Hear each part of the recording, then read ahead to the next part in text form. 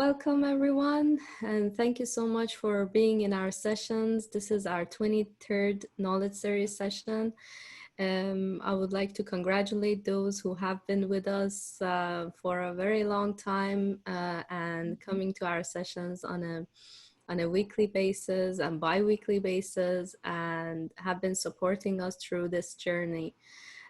Just for the ones who have been recently get to know us and join the session for the first time, I want to give a bit of introduction about who we are, what we do. And as well about myself. So my name is Suzanne Ismaili. I have been in financial crime and regulatory compliance for the past 14 years. Majority of my career life have been in the Middle East, but around a year and a couple of months, I have been transferred to, came to Canada. So I started my new career life in Canada. Really exciting, and currently I'm working in one of the international banks and covering the anti-bribery and corruption program, as well as conduct risk program for the bank. We started the TCAE, or Toronto Compliance and AML events. We started it around almost a year, not yet a year yet. I think it's 11 months. So next month is our 1-year anniversary. So stay tuned for that. And we have started it just to compile all the events and all the events that are happening in Toronto on compliance, on anti-money laundering and financial crime, blockchain, AI, and kind of centralize it in one location so everyone could understand where all these events are happening, what time, when, and we have been evolved in the past 1 year. We started off the knowledge series session, I guess, late March. We started our first session. I think the pandemic started and everyone was really living in an uncertainty. And when I thought that, okay, we need to do something to make sure that we are out of this negative thoughts. So I thought, what would be the best way, to do things other than, sharing knowledge and experience and bring some of the subject matter experts and industry gurus, in our session and making sure that we can learn something every day. So that has been evolved, and you could see we have been having a lot of people interested in our session. They're coming, and now many of you are part of a community now. Many of you know each other very well, and you are coming and getting to know each other from all over the world. We had so far I think 22 different countries have attended our sessions from different parts. So that's really awesome and interesting for us. And imagine the people who have been in the session for 20 plus, you have spent 20 plus hours on your education and development. And you have to congratulate yourself on that. Every hour that you spend here and you're learning something, you have to congratulate yourself on that. So I'm congratulating you for doing that and investing yourself and investing your time and being here on a Saturday. So with that, I want to introduce this week's guest of honor. We have Marcelle with us. She is one of the industry experts, and I get to know her last year when we were on an event. She was truly awesome, and she amazed me with the amount of knowledge that she has. And she asked very tough questions, I think, from the speakers of the event that we were, and it was really interesting for me. And I kind of started to get to know her. And with that, we thought that what would be the best way on having this session to concentrate on a topic that not many people are talking about it, which is writing policies and procedure. And I think that this is one of the areas that we don't have a special, you know, training on it. And sometimes you get into the job and they ask you, you know, okay, write policies and procedure, and you're lost. You don't know where to start. You don't know how to do it, and you're totally lost, out of your mind, on Google, how to write a policy. That's the first thing that you would do, like searching how to write a policy, how to write a procedure. And that is the time that, you know, you don't know what to do next.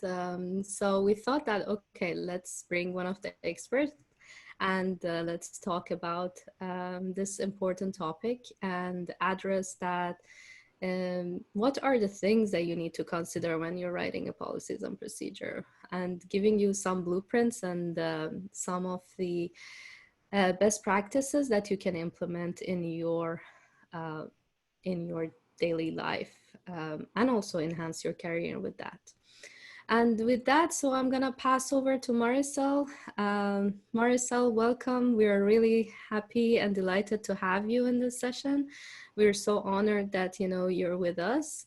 We're gonna learn a lot from you today. So I'll pass over to you to introduce yourself and tell more about yourself. And yeah, go through the session. Well, okay, thank you. I really appreciate, I start off, Suzanne, that was a wonderful introduction. Thank you so much for having me here and allowing me to share my knowledge with you and your community, and for including me as part of the community. And, you know, a big thank you to all the participants. You know, what a wonderful way to spend your Saturday. I really appreciate that you're sharing your Saturday with me, and I hope that I can guide you and provide you information that will help you in your careers, in your path, yeah, and we'll go from there. So thank you so much. So a little bit about me. I'm not going to spend a lot of time here, but I currently am an AML advisor at a consulting firm called the AML Shop. My specialty is the development of customized AML programs. But I also do a lot of work with policy interpretations, developing risk management strategies. I do a lot of work on training, developing training, designing training programs, and giving training in sessions like this. And, you know, I always say that the AML Shop, first of all, it's an amazing place to work, and I'm so honored and proud to be part of that community as well. But we are, you know, the one-stop shop for everything AML. So anything related to AML, you know, examinations, outsourcing, documents, advice, you know, you name it, and we can help you. We have someone with the expertise to help. I am CAM certified. I'm happy to be part of that community as well. And I also recently became a certified Bitcoin professional. So I'm excited about my advancing my career in the cryptocurrency space. I'm in the process of completing my advanced CAMS risk management training and hope to add that before the end of the year. And, you know, I've been in the AML field for almost 15 years now, maybe a little over 15 years, but I've been in the financial industry space for more than 20 years. I spent a lot of time as the CAMLO at 2 foreign bank branches in Canada, and at one of those banks, I was also the acting chief compliance officer as well. And I've had the pleasure of writing, I believe that I'm over 100 documents at the moment, whether they were policies, procedures, manuals, desktop procedures, training documents. And my hope for today is that I can provide you tools and techniques that you can use in your career. And, you know, if you have any questions after the presentation, please take down my email address. It's there on the screen. Please reach out. I'll do my best to answer any questions that you might have and guide you in the best way that I can.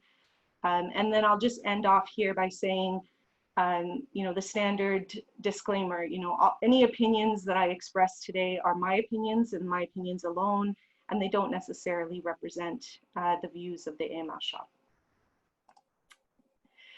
So let's begin. So the goal for today is to take you through the journey of writing a policy or procedure. We're talking about technical writing today for the most part. So I just want to make sure that that's clear.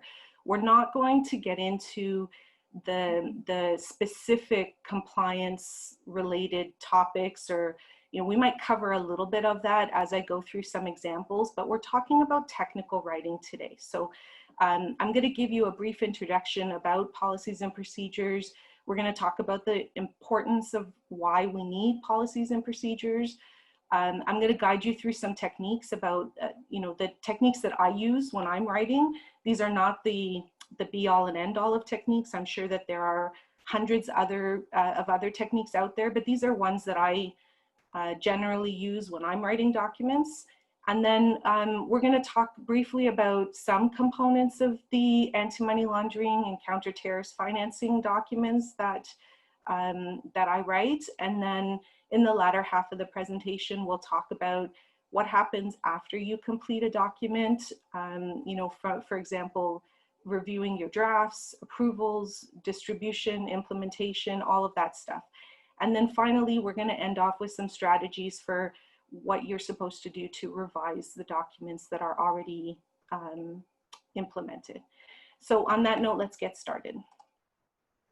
So I mentioned I have, you know, a little more than 15 years or 20 years of experience writing these things. I started my career in a call center.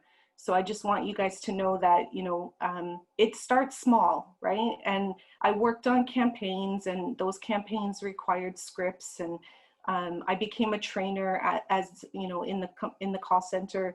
I moved into quality assurance, you know, and then I joined the banks and became part of the financial industry. I joined as a customer service representative. So I spent my days talking to clients on the phone.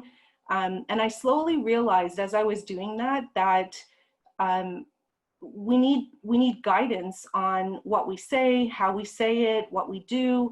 And I was in a new bank, so, you know, they were early to start and they didn't have everything documented. And so I started to help. And I was developing frontline operating manuals and procedures. And I guess at the time, my boss recognized that I had a knack for writing. And so she kept pushing me in that direction and giving me other tasks. And so I ended up writing policies for other areas of the bank. I wrote for the back office. I wrote for the dispute management. And then eventually I ended up in the compliance side of things. And as the CAMLO, you know, it took, you know, 15 years to get there, but as the CAMLO, I started writing AML documents, and I ended up writing the programs for 2 banks. And so, you know, I guess the message here is, even after writing all of these documents, I continue to refine my techniques on a daily basis. I am constantly learning new things. And for every organization or department that I've had the pleasure of working with, I always learn something new. You know, there's always ways to develop your skills and become a better writer. And so I just want that to be a clear message throughout my presentation. And then another clear message, and you're going to hear me say this over and over and over again: there is no one size fits all. There is no one way to write a document. It will depend on so many different aspects of your organization, of your role, of the department that you work in. And then everybody has their own style of writing. So, you know, the way that I do things is not necessarily the right way to do it. It's just my way of doing it. And so you might have another style, and that's okay. And just know that, you know, as you continue to develop, that the most important thing is just to learn and to take in from everybody around you, and be able to take feedback and learn from that feedback.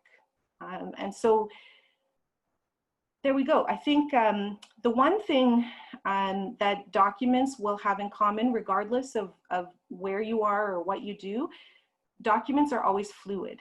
So that means that they never stay the same. They're always changing, and you should be comfortable with the fact that that happens, because especially in compliance, compliance doesn't stay the same. There are always new regulations, there are always new guidance. There's always something new that will affect your document. So we're gonna go into it in more detail, but documents are never static. All right, so let's go. So then we're gonna talk about the names, the naming conventions, because documents are known by so many different names. And you'll see, you know, there's policies, there's procedures, objectives, goals, you know, all of these different names, guidelines, desktop procedures, standard operating procedures. It doesn't matter what you call them. In the end, they all stand for the same thing. I'm going to use the traditional policy and procedure throughout my presentation, but you know, whatever it is that you're doing, take the following, right? A policy or a guideline or a strategy, they all mean the same thing, and it speaks to what you are doing at a high level. It creates the expectation and the guideline for how you are going to act against whatever it is that you are writing. They provide general guidelines, and they give general work instructions. They're written at a very high level, and policies are generally not updated frequently as a procedure might be updated. We'll get through that. We'll talk more about that as we go. But and again, for procedures, same idea. No matter what you're calling it, whether it's desktop, standard, you know, process, they all mean the same thing. They speak to how you are going to do something. They provide the instructions by which the actions are carried out. It's a plan. It's how you are going to achieve your organization's policies. And it's what actions need to be carried out by either management or by staff. And these documents are more fluid, and they are updated more frequently, and you know, through the life cycle of a document. We're going to continue to use the traditional terms, as I mentioned. And so we're going to talk about, you know, there's so many different ways that these documents come together. In some organizations, they have one document, right? It's a combined policy and procedure in one document. In other organizations, you'll see separate documents, so standalone policies and standalone procedures. They both have advantages and disadvantages. Really, it's up to the organization on how documents are structured, but when you're considering what method to use, you should consider your approval process. We'll get into it in a little bit more, but just remember that policies and procedures might be approved in different ways. And so the way you write your document will have to take that into consideration as well. And then, you know, think about in a smaller organization with fewer resources, you know, having a single policy and procedure in one document is probably a little bit easier to manage. Whereas in a larger organization, you might be able to have the separate policies and the separate procedures because you have the staff and the resources to manage them. There is no one size fits all. I'm going to say this again. I'm going to repeat it throughout the presentation because it's really important to understand. There isn't a perfect way to do this. Everybody has their own approach, and it's important to be flexible when you're writing policies and procedures. So why are policies and procedures so important? Why do we care? Besides complying with regulatory obligations, policies and procedures provide internal controls that ensure the successful operation of your organization. Policies are high-level statements of principle and can reduce, you know, intentional or unintentional exposure to errors and mistakes and risks. And a well-documented policy and procedure ensures continual and consistent effort across the organization.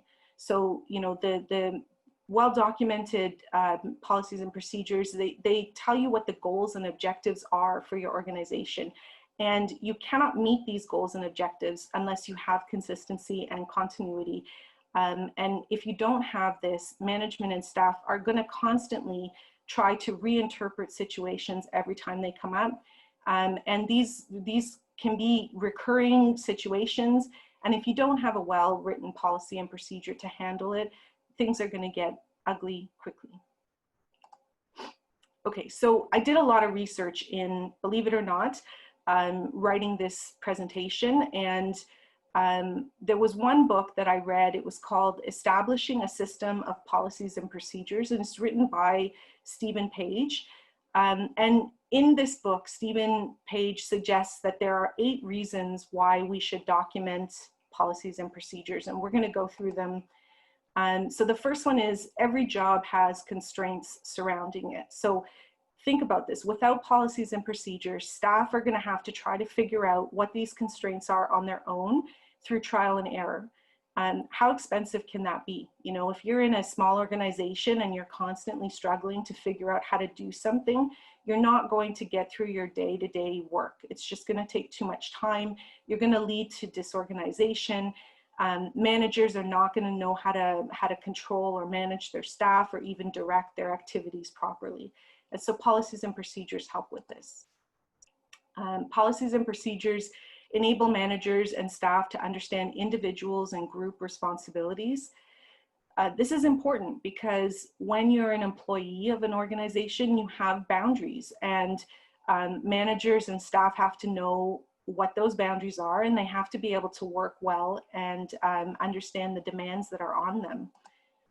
And you know, this number 3 speaks to the same thing. Policies and procedures set those boundaries, and they're specific, right? So in certain procedures, you're setting up a procedure for a specific job.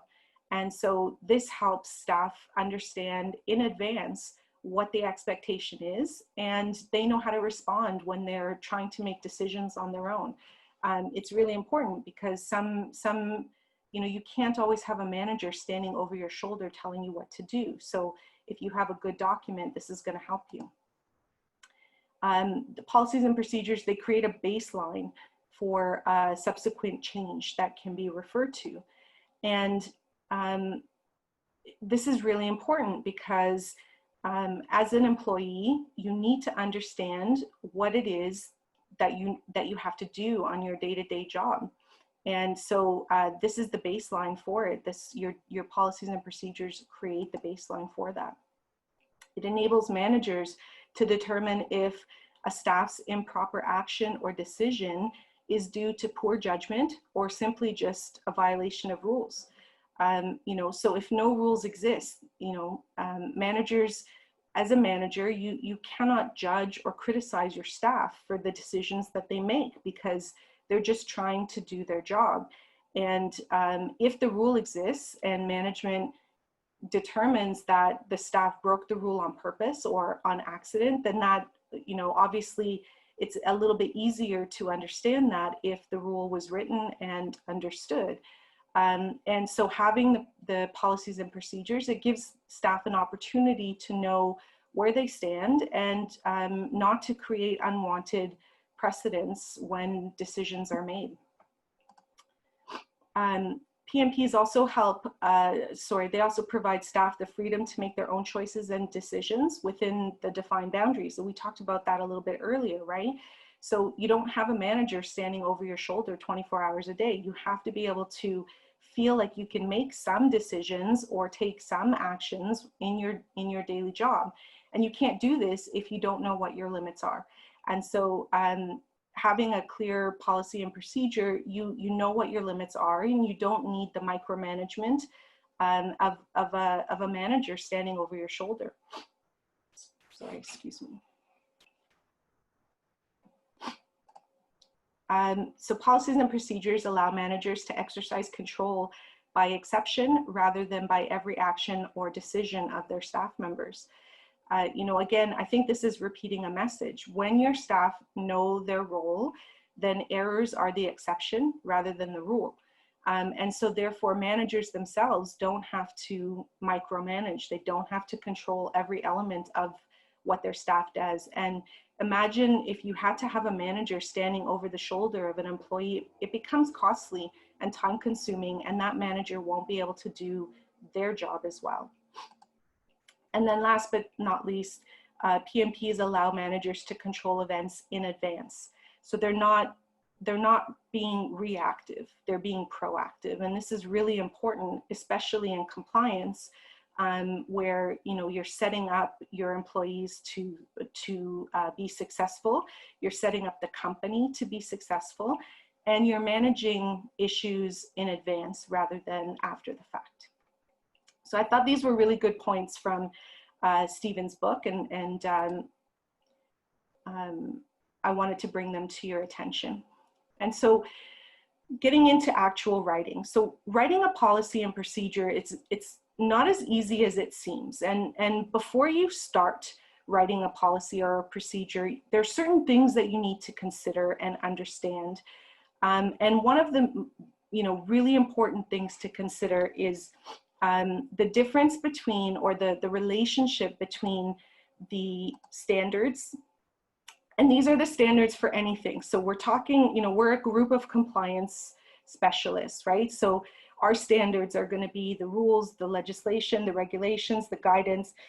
But if you're in the healthcare industry, if you're in technology, every industry has standards that need to be understood. And you cannot write a policy unless you have a very good understanding of the standards within your industry and whatever it is that you're writing. And then the next thing that you really need to understand is your business practices. So what is it that you actually do? If you don't have a good, clear understanding of what it is that your organization does, how can you write the policy? It's impossible. And the relationship between the standard and the policy is really important.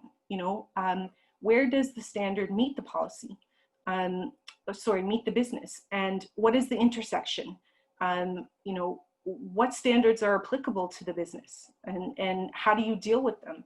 And so in order to know all of this, you have to understand the business that you're in and the practices that you do. And so let's talk about a quick example here. So we have a money service business, and in Canada, money service businesses have certain regulations under the Proceeds of Crime and Money Laundering Terrorist Financing Act and regulations. And one of those things is that MSBs are prescribed to file a large cash transaction report for cash transactions that are $10,000 or more. This is the standard. It needs to be understood. How do you report it? When do you report it? What is required in the report? All of these pieces of information are part of the standard. But this particular MSB doesn't accept cash. So this is the practice. They don't accept cash, and therefore anything related to this standard doesn't apply. So when you're developing the policy and procedure, you're not going to put in anything that is related to large cash transactions because it doesn't apply to the business. And this is how you take the standard and the relationship with what the business does, and you build the policies and procedures. And it sounds, this is an obvious example. It's a very simple example of, how you get from point A to point B. But the point here is it's illustrating the importance of having a really thorough understanding of all of the various facets of the business and how the standards apply. And so now we get into, we know the standards, we know the business, we know what to write in the policies and procedures. Now we have to figure out who's going to write it. And this becomes a little tricky because you have people in the business who are deemed to be subject matter experts.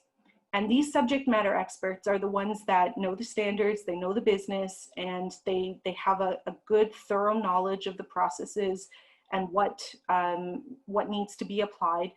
But they may not necessarily be writers.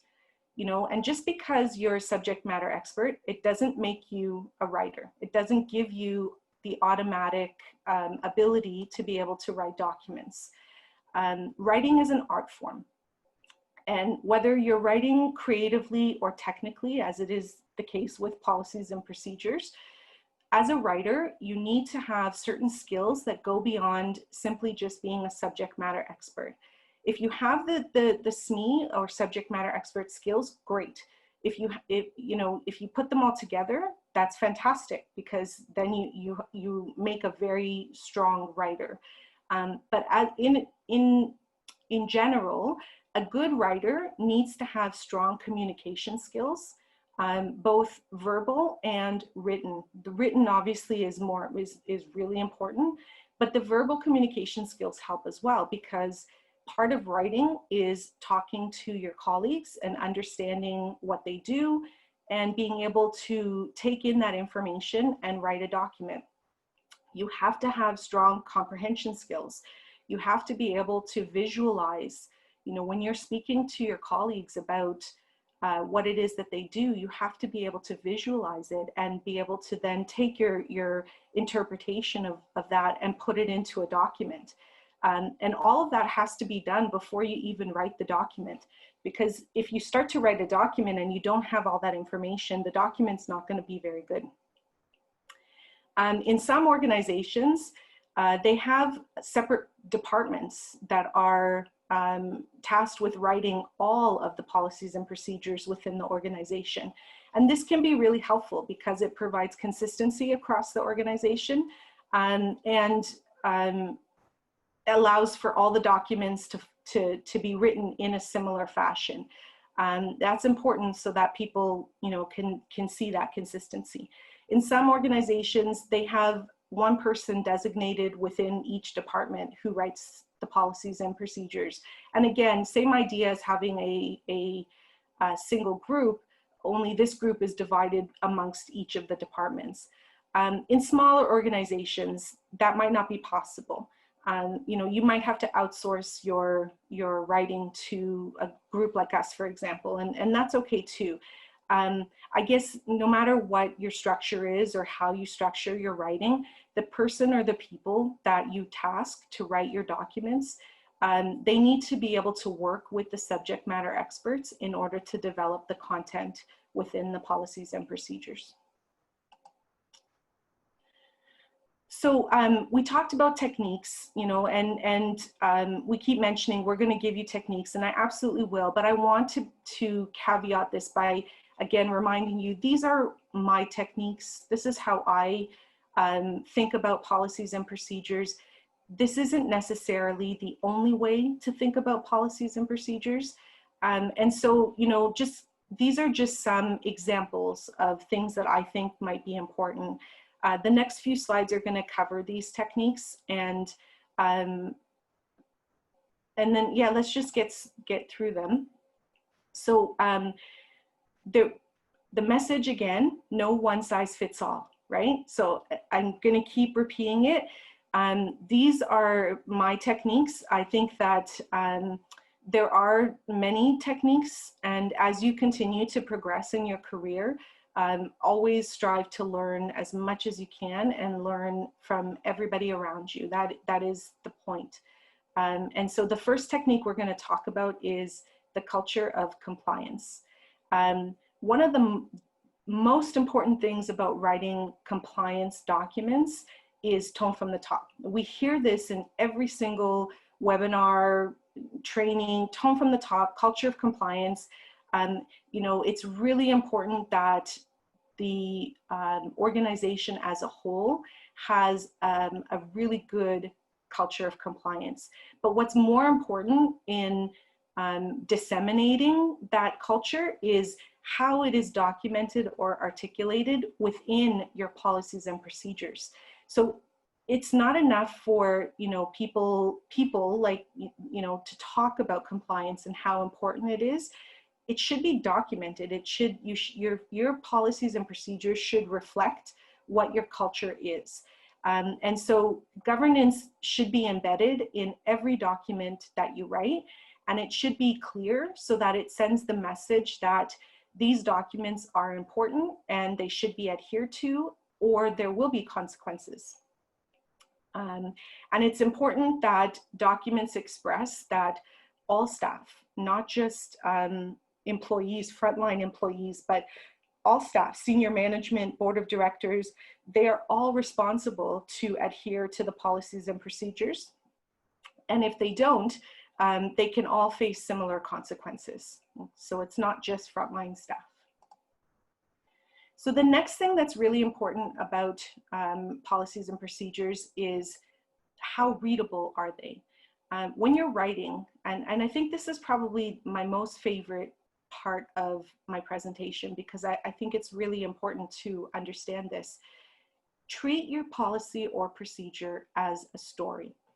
You know, there must be a narrative, it has to flow well, and it must make sense.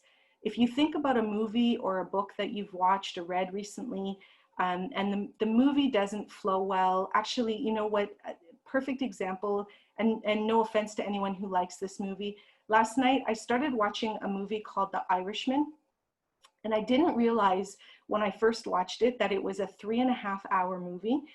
And I usually like mob movies. It's one of the genres that I enjoy. But as I'm watching this and my girlfriend is with me, I kept turning to her and saying, what's going on? Like, I don't understand what's going on. I am having a really hard time following this movie. And that's exactly my point. And then we ended up turning it off because we couldn't watch it. It wasn't clear. It was jumping back and forth. It was really hard to finish watching that movie, and we ended up not finishing it. And so the point that I'm trying to make is your policies and procedures are very much the same.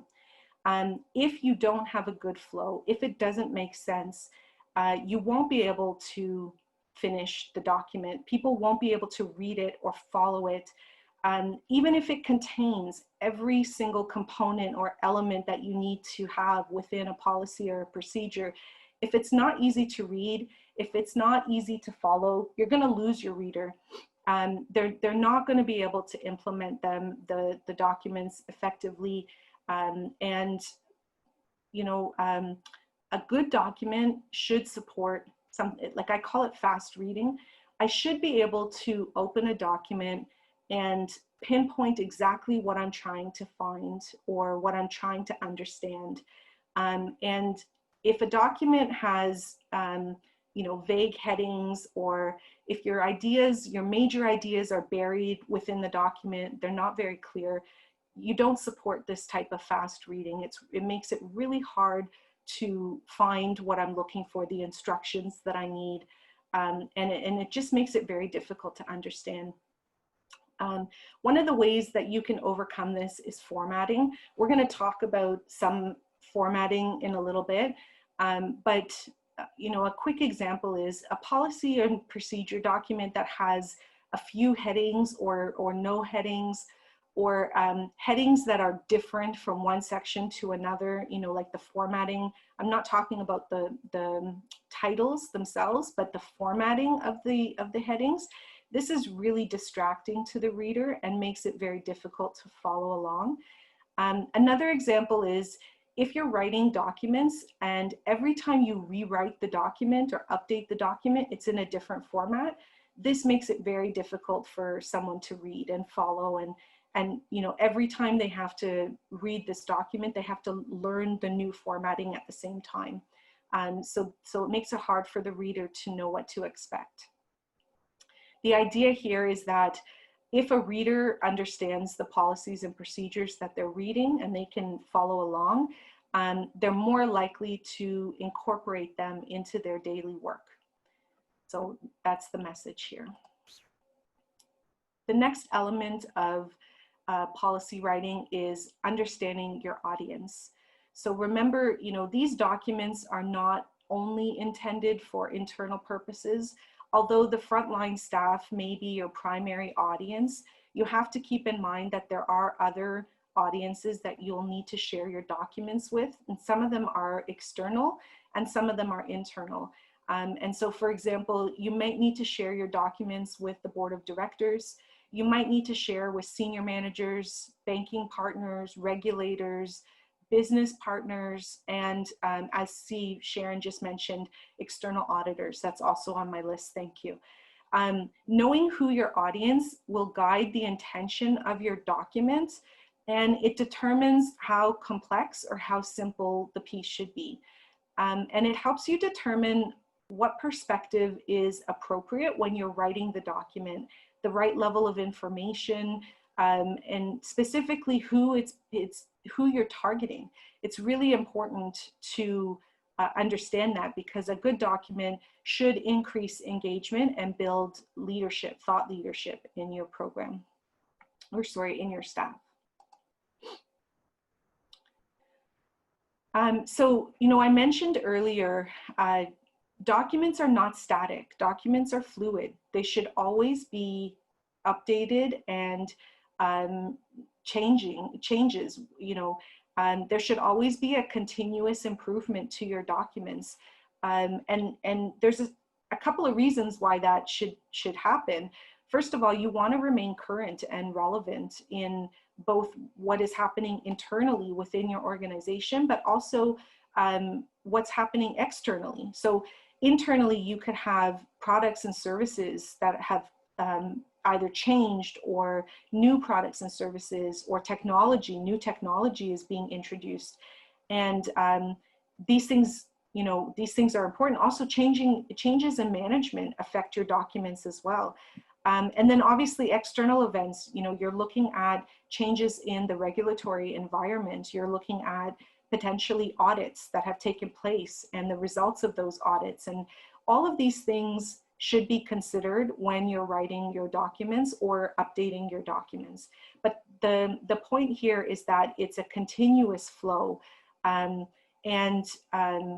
You know, there should also be and we'll talk about this a little bit later in more detail, but all your documents should be reviewed periodically. You want them to remain current and relevant. You don't want a static document, you know, something that you wrote 10 years ago. It's not going to be relevant today, because the standards that were in place 10 years ago are not the same standards that you have today. The next thing that we're going to talk about is a change management process. You know, organizations should implement a very strict change management process when it comes to your policies and procedures.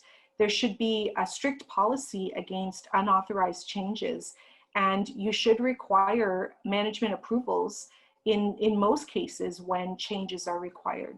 I talked about earlier that in some cases, policies and procedures are managed centrally by a single group.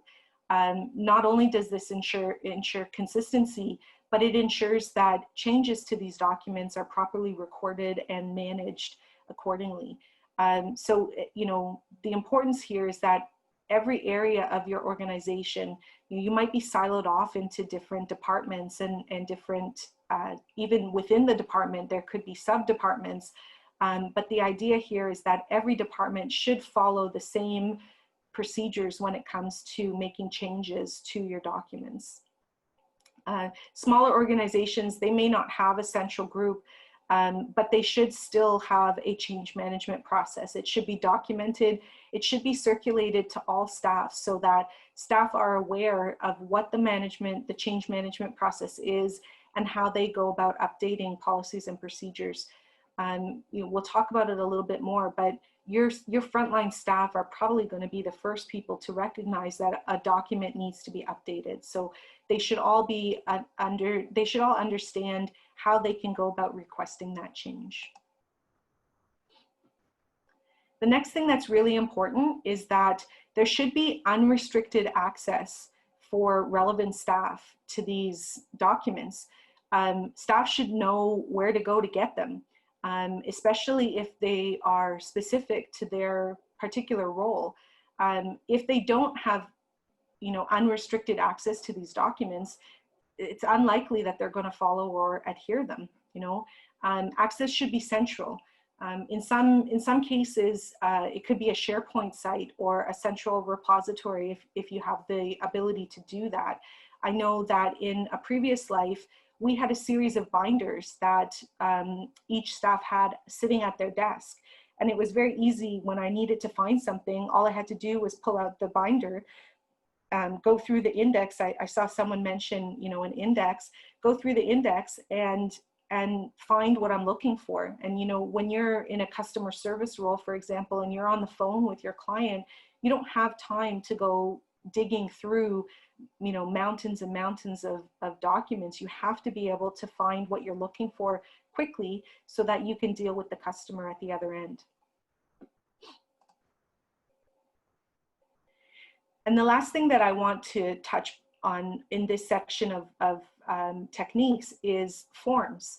I don't think a lot of us pay a lot of attention to forms, but we use forms every day in our day-to-day jobs, whether it's internal forms or client forms, whatever the case may be.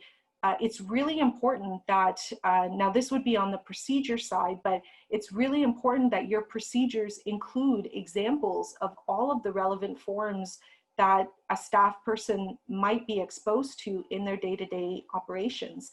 And where the form is required, the procedures should make a specific reference to that form. So, you know, if you're talking about, let's say, you need to fill out an unusual transaction report form, for example, the procedures should reference where that form is. It should describe how to complete the form, what information is required. It should be very specific to allow the staff to be able to know what they need to do with that document, with that form. And anytime there is a change to a form, you have to also remember to update your policy. Some organizations use online fillable forms, and that's really great, but it's not feasible for some smaller organizations. So, you know, make sure that if you don't have the online fillable forms, that you have printed forms that are kept in an accessible location so that staff have access to them just as much as they have access to the actual procedure itself. So the next section of the presentation that we're going to review are components of policies and procedures. Now, these components are very technical components, and you're going to see that in some books or some written technical resources, these are standard. These 7 sections, these are pretty standard sections. You're going to see them in all. Now, some books will tell you that every document needs to include every single one of these sections. And for me, my opinion is that I don't believe that that's true. You might think otherwise, and that's okay. Remember, not one size fits all when it comes to document writing. I believe that these sections are important, which is why I'm bringing them to your attention. But I don't necessarily feel that every single one of these sections would apply to every single document that you're going to write in your career. So we're going to talk about, let's just go. The first one is the purpose of the document. Now, this is an important one because this is going to explain the objectives for why you're writing the policy or the procedure. It's an introduction to the rest of the document, and the section normally contains about 2 to 3 sentences. They should be comprehensive, they should be concise, and the reader should be able to clearly anticipate what to expect from the rest of the document. You should consider using opening phrases. So, for example, this procedure establishes the guidelines by which employees must conduct client identification.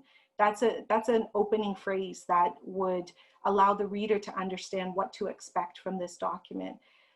You could finish by adding something like, the process begins when a client conducts a certain transaction that triggers identification. The process ends when identification has taken place and all the record-keeping obligations have been completed. There are common mistakes that take place in sections like this. I believe that this is a section that should be included in every document. So forgetting to include this is a common mistake. And some other mistakes are things like using abbreviations or acronyms. You shouldn't use those unless they've been previously explained or defined. And another common mistake is not properly introducing the main topic. There are others, but you'll see them after. I've developed a little document for you that Suzanne's going to distribute later after the presentation. This section is revision history. So this talks about all the changes and the updates to the documents. It's a reference for readers to see and understand what changes or updates have been made. You know, it's useful for audits or examinations so that the auditors and examinations can see the life cycle of the document. There isn't a right way to do this. There isn't a single format to do this. The point is that you should be including the date that you made the change, the version number, and a very clear description of what changes were made. And I would include that if you made a change to a particular section, include a reference to that section. So, you know, instead of just saying, I changed XYZ, you would say something like, I updated section 1.2, and this is exactly what I updated. Some organizations will also include the date that the changes were made. Some organizations will also include the name of the person who approved the changes. The one thing to note is the very first entry in your revision history, however you choose to write it, it should always be that the date of the document itself that was developed. So for example, you know, today's date, version 1, this is the first iteration of this document. Common mistakes are forgetting to include this section, forgetting to include the line, that very first line that says this is a new document, and not increasing the version numbers. This is important when you're doing change management, or not documenting things like changing spelling mistakes. You might not think that this is important, but it is a change to the document and it should still be managed in the version control. I think that I'm going to answer this question, Suzanne. Yes, absolutely. You can include why you changed the document. I think it's an important thing, especially if it's related to an audit finding or an exam finding, or even a peer review, and we'll talk about that later. I think that that's a really important question, and thank you for asking it, Abdullah. So the next section, this is a section that I think can be interpreted in many ways. And this is a section that speaks to who is affected by the document. So it identifies the users of the document. It could also be called areas affected, departments affected. It could actually be called by any title you choose, as long as it's explanatory. And the section is, you know, you think about when you're writing a document, there should be a line that says something like, this policy, this procedure is applicable to the Canadian operations of the organization, or all employees are required to follow this, or you know, all agents must comply with this program. You know, whatever the case may be, if it's specific to a certain area, you can say the finance department must comply, or this procedure must be complied by the customer service department. It's really important to define this, and this is where my opinion differs with some of the technical authors. I think that you can incorporate this into other sections. I don't think that it requires its own section, but it's important to make sure that this is in the document somewhere. So some people include this in the policy section, for example. So by policy, this document is applicable to all employees, all directors, and so on and so forth. Common mistakes here is failure to include this in your document, not including specific statements that need to be included, like all employees or all agents. And in this particular section, this is one of the sections where you actually can also have exclusion statements. So this policy does not impact such and such. So failure to include those exclusion statements are also common mistakes. The next section is probably the most important section of your document. This is the policy section. And this section provides the objectives, the strategies, the goals, the culture, the mission, the vision. This is the main purpose of the document, right? This is to describe why you're writing this document. And whether you have a separate policy or procedure or a commingled document, this section is absolutely important. It's made up of policy statements. There could be one, there could be multiple. They tend to be written in single sentences or small paragraphs. If you have multiple policy statements, you can list them out with bullet points. But there should be a consistent opening phrase in every policy section. So for example, it's the policy of company ABC to comply with prevailing AML CTF obligations under the legislation. This is your opening phrase. And then underneath that, there could be multiple policy statements that you have. For example, it's the policy of company ABC to comply with the legislation. It's the policy of company ABC to enter into business relationships only with those who have been identified. It's the policy of company ABC to train all their staff to recognize and react appropriately to unusual activity and understand their obligations. These are all policy statements. Another one could be, it's the policy of company ABC to maintain appropriate records. These are all policy statements that can be included in your document. And common mistakes are not including this document, this section. This is a hugely important section in any document that you write.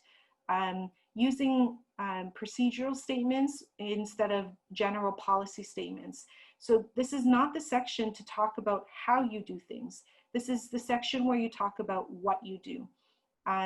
Using policy statements that don't support the main focus of the document is another common mistake. And then not listing all the policy statements within the document is another common mistake. I know we're getting to time, Suzanne. We're still good? Yeah, I guess we can wrap up in 5-10 minutes. Okay. The next section is the definition section. I'm not going to spend a lot of time here. It's pretty self-explanatory. There should be part of your document that explains all of the abbreviations, the acronyms, frequently used words, technical terms that other people might not understand just simply reading the document. So for example, if you're using a term like CO to describe compliance officer, CO could mean just about anything to anybody. And so this section would define that. There are common mistakes, but I think it's pretty self-explanatory.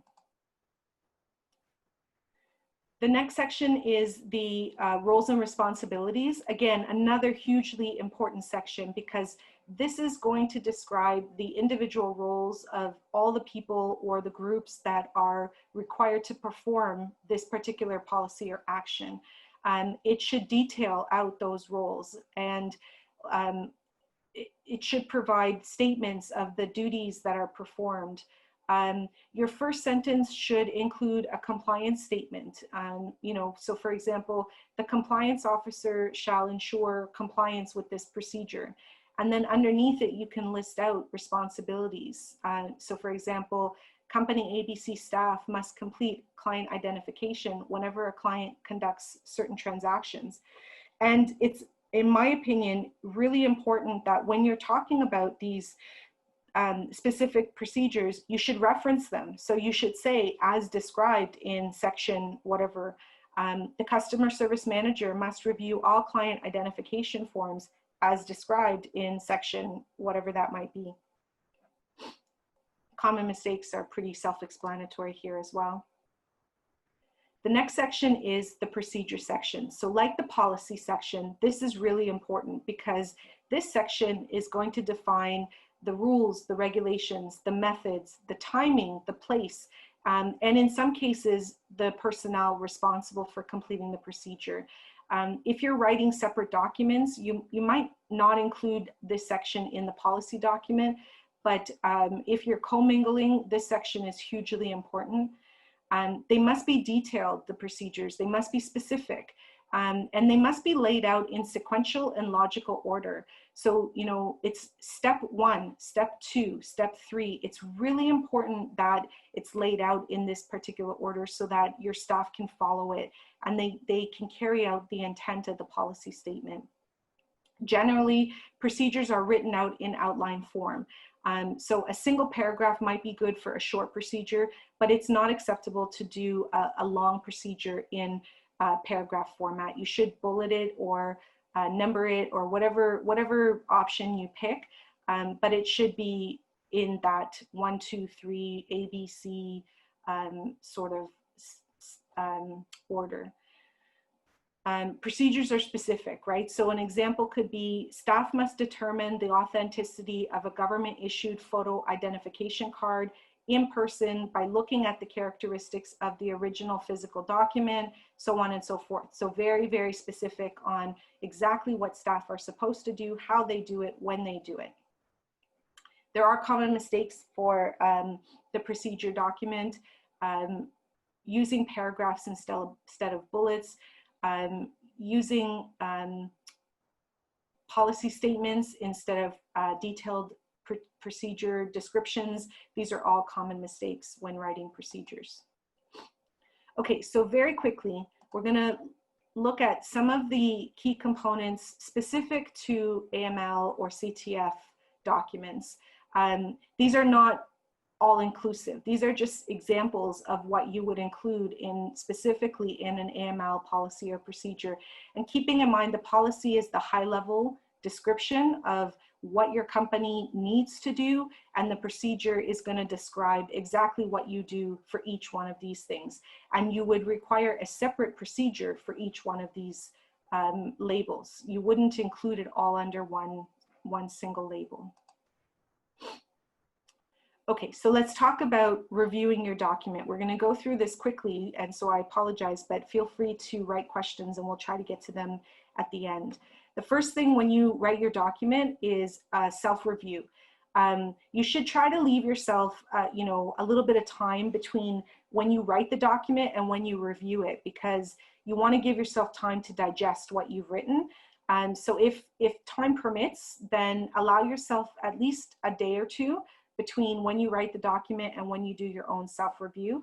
And the purpose of self-review is to improve your initial data dump, right? Because the first time you write your document, you're just dumping all the data, all the knowledge that you have into the document. It may not make sense that very first time, but through your reviews, you're gonna improve and enhance, and you're gonna do grammar and spelling, punctuation, stylistic consistency. You're going to check your facts. You're going to make sure that your references are all properly situated and indicated.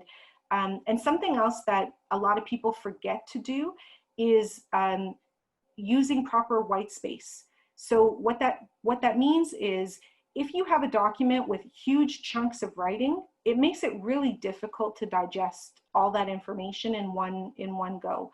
So break it up, put it into separate paragraphs, you know, split it up so that it's not one huge chunk of information that people have to read in any one given time. The next thing is a peer review or a review by the users of the document. This is really important because through these types of reviews, you're going to get feedback that you might not have otherwise thought of yourself. And feedback is really, really important when writing documents. If you decide not to use somebody's feedback, just make sure that you talk to them about it. Make sure you understand what their purpose of giving you that feedback. Someone doesn't just give feedback for the purpose of giving feedback. There's a reason for it. So make sure that you're having a conversation with your reviewer to understand the reason behind it, and talk about why you feel like that's not something that you wanted to include, or not choosing to use that feedback. The next section after the peer review should be your management approvals. And then obviously after you do your review, there's an update that needs to be made, right? You wanna update the document and then finalize it. And then you're going to get your approvals. And depending on your structure, depending on how you're organized, approval can look very different. And also depending on whether you have single documents or commingled documents. In some cases, senior management is going to approve it. In some cases, the internal policy and procedure department might approve it. In other cases, you might have to go to internal or external counsel to get the document approved. No matter what you do, you should follow whatever procedures are within the organization. And last but not least is approval by the board of directors or the CEO or president of the company. Ultimately, the board of directors, the CEO, the president, they have the ultimate responsibility for approving policies and procedures in the organization. Depending again on how you are structured, they may only need to approve the policy themselves. The procedures may be able to stay at the management level, but definitely policies would go up to this C-suite of the organization. So once they're written, once they're approved, they have to be distributed and implemented across the staff. And depending on the size and structure of your organization, there's different ways to do this. So we're going to go through them real quick. And the first one is a central repository. We talked about that, a SharePoint site or an online central spot for where the documents are held. The second is printed materials or keeping documents on like online in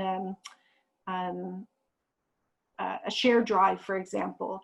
Another thing, another method of distribution could be a company newsletter, or training is really important. Training is probably one of the best communication tools that that a company can use to disseminate a new document. The important thing is when you introduce a document to your staff, you tell them what it is, explain to them what the document is, what your expectation is, how can they introduce this into their jobs, make sure that they understand what the document says that they need to do, and make sure that they're not just reading it and saying, okay, this doesn't really apply to me, so I don't need to worry about it. Explain it, have a meeting, do a memo, like a memo out to your staff or an email out to your staff explaining what the document is and how they're supposed to implement it. And then the key here is once the documents have been distributed, they're considered to be implemented. But training is always a really good addition to simply distributing a document. So we talked about continuous improvement for policies and procedures and revising policies and procedures. And this could be as a result of changes in so many different things in the organization, as well as externally, like changes in laws and regulations. You have to make sure that your policies and procedures are current and up to date. And the way that you do this is by implementing a review plan.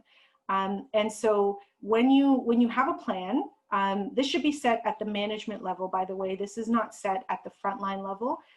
Management should decide how often a document is reviewed, what's the maximum time frame for a review. In some cases, it should be 24 months. Because a lot can happen. In some cases, it would be 12 months. It just depends on the type of document. And there might even be triggers in between the review periods that could trigger a change. And so the review plan should document this, and everybody should know what it is. I talked about this earlier. The main source of revisions are the users of the documents, and they're the ones that are going to define if something needs to be changed. So people should understand how they can go about making those changes. If there are forms, you need to consider a change in a form would trigger a change in your procedure. Make sure that you're updating as you go. When it comes to approvals, when you're approving a revised document, it's no different than when you're approving a new document. All revised documents should go through the same approval process as your new document, and there should be no exceptions to that. So if you require a policy to go to the board, as you update the policy, it should go to the board as well. distribution is the same thing. They should be distributed the same way that a new document is. The difference in a revised document versus a new document is when you're disseminating the revised document, you should also provide instructions for how the old document should be destroyed. And that's really important, right? So you don't want someone to hang on to an old process when there's a new process. You want them to destroy the old one. Implementing is the same thing. Once you disseminate the document, it's considered implemented, but training is really important again. So make sure that when you are disseminating a revised policy, that you're also making sure your staff understand what changes were made, where those changes impact them on a day-to-day basis, and how they can implement them in their day-to-day jobs. And then last but not least is the version numbers. This is something that gets overlooked a lot, right? When you're updating a document, you also have to update the version number. And some people use a very simple way of doing that. They start off where the very first document is 1.0. And as you're going through your peer review, you could do 1.1, 1.2, 1.3. But then once you finish and the document is approved, that's the end of the one. The next time you make a change to your document is where you would start to do 2.1, 2.2, 2.3, and so on and so forth. So every time your document is approved, that's where the line is drawn. That's the version number. The next time you update the document should be the next version number. Okay, so I know that we are over, and I apologize, but that's the end of the presentation. I did go through the last few things a little quickly, so please feel free to ask any questions that you have, and I'll turn this back to Suzanne to get through the questions. Thank you so much. Sure, thank you so much, Marcelle. It was really amazing. You touched upon so many important points. And we had a lot of chats as well on the chat box, you know, going through. I was trying to follow it, everyone, but it's hard to talk and follow at the same time. It is, it definitely is. But yeah, that was really insightful session. Thank you so much. There are some questions. We got a question, I guess, before the session start from Abdullah. So I'm gonna start off with that. Do you believe there will be a new approach towards writing compliance or AML policies and procedures as an effect of the latest FinCEN file leak? If yes, what areas you believe should be enhanced or even changed? So that's a really, really good question. And personally, I don't think that the leaks impact the technical aspect of writing documents. I think that technically your document is going to get written the way that you originally laid out. So, you know, the leaks might impact potentially a new policy or procedure might be required within your organization, more training on, you know, how to properly escalate or identify suspicious activity, you know, but in terms of technical writing, I don't think that it would impact the technical aspect of writing a policy and procedure. Yeah, absolutely agree with you. And I think that, you know, the leak also touched upon mostly the compliance culture of the organizations that, you know, needs to be addressed. And you can have the perfect policies and procedures drafted and they're fantastic and the regulator loves it, your committee loves it, everything should be perfect. But the problem, I think that it's the implementation of the policies and procedure, that it's the key missing piece. And most of the organizations are falling into the trap because of not following or not implementing it in the right direction and way. Yeah, absolutely. So we have another question I saw here from, okay, this one was, should the policy be separated from the procedures since the procedures can be more frequently? Yeah, I saw that. It's a really good question. And again, there is no there is no one way to do this. I think it would depend on what the policy is. It would depend on what the procedures are. In some, I think it depends on quite a few things. How big is your organization? How many resources do you have to maintain your documents? If you don't have a lot of resources, then separate policies and procedures are going to be very difficult for you to maintain year over year. Keeping in mind, these documents are fluid, and I agree, someone made a comment that you know, the policy doesn't get updated as often as the procedure. I completely agree with you, and it shouldn't, because your policy is part of your objectives and your values and your mission, and that doesn't change very often, right? But if you're a small organization, like a small, you know, 1 or 2 man person money service business shop, you don't have the resources to maintain multiple documents. So I really think it will depend on what company you're with, what their policy writing is, because some big organizations actually have policies about how policies are written, and what your resources are. And then going back to the content of the document, what the document actually is about. Some policy or some standards require that you have a separate policy. And so in that case, you have no choice. You have to have the policy separate from the procedures themselves. So I hope that answers the question. There is no one size fits all. Yeah, totally agree with you.